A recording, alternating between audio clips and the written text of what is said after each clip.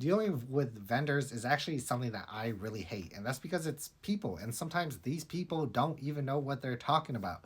And these are a few things that I wish I learned earlier, but I mean, I could only learn it through going through it. The first one is if your job title is not important enough, they're not going to pay attention to you. And so my role is actually a lot more junior, but I have control over a lot of different avenues, and my responsibilities go way beyond my scope because I'm doing market research. I'm leading a lot of marketing initiatives and projects. And when I had filled out this interest form for Qualtrics, right? Industry leader in market research. Their platform is super great, amazing, used by universities, and I would prefer them over any other company any day. But using it for this company, I'm trying to see how much they will price, and they just never really got back to me, never came back with information, didn't follow up or anything, and it's just poor customer service. And Reddit threads have seemed to be with the same idea that their customer support has been going downhill as well, along with contracts going a lot more pricier. But that's besides the point. Another thing that I wish I learned is to always be super direct with what you want and what you're looking for. Now, I thought that originally I was being super direct with this one vendor, but I was kind of beating around the bush while still being direct in some areas. And they had mentioned that because of this specific methodology that we wanted to run, it's going to cost an extra $3,000 just for the software that they have. And we were saying, look, now we mentioned this a bit lightly in the past, and you said yes. And in the end, they agreed to it, thankfully. But it's going to be just a one time case in this scenario.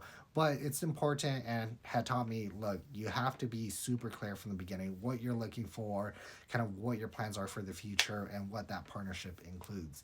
Another thing that I wish I knew is that you're dealing with salespeople. These people are not going to know the technical things, even though it's something that they work in.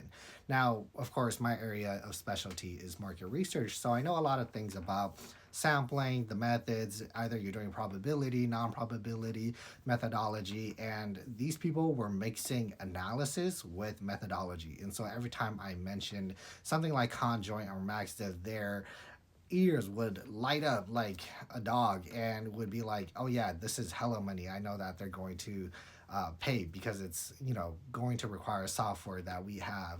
And they're like, if you want to do this analysis, hold on. Methodology is not an analysis. It's Maxdiff is a did I just say that backwards? Maxdiff is a methodology, not analysis, right? It's a method of doing something. The analysis itself is actually regression or doing HB estimations, right? But that's the semantics of things. And typically, the issue that I have with it, even though some people might say, oh, it's just wordplay semantics, is that if someone doesn't know what they're talking about, then I can't really feel confident that they know what I want and what I'm talking about. And so when I had mentioned, look, I want a 3 by 3 sample audience and it's going to require all these screeners, they're shaking their heads and scratching and thinking, what am I talking about?